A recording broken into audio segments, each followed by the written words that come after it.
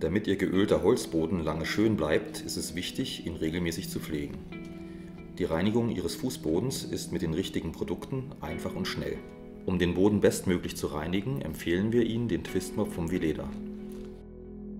Der Mop wird inklusive einer Gebrauchsanleitung in mehreren Sprachen geliefert. Nach dem Auspacken müssen Sie die beiden Einzelteile des Twist-Mop mit etwas Kraftaufwand zusammenstecken und schon können Sie loslegen. Normal verschmutzte Böden sollten mindestens einmal im Monat gereinigt werden. Säubern Sie zuerst die Fläche mit einem Besen, um losen Schmutz und Staub zu entfernen. Füllen Sie 2 Eimer mit lauwarmem Wasser. Denken Sie daran, die Voca Holzbodenseife vor Gebrauch gut aufzuschütteln. In einen der Eimer geben Sie im Verhältnis 1:40 die Holzbodenseife hinzu.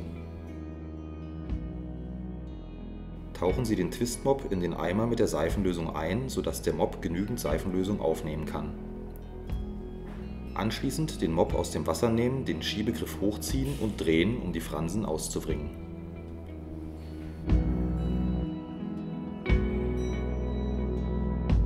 Wischen Sie mit der Seifenlösung den Boden auf. Achten Sie darauf, nicht zu nass und immer mit der Maserung des Holzes zu wischen.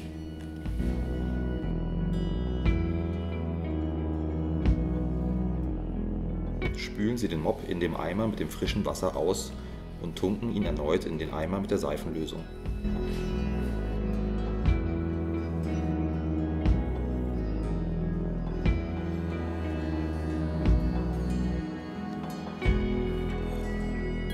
Nach dem Wischen muss der Boden nur noch trocknen.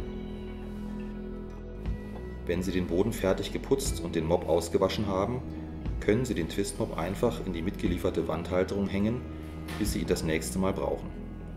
Beachten Sie bitte, dass Baumwollfasern wesentlich länger zum Trocknen brauchen als Kunstfasern.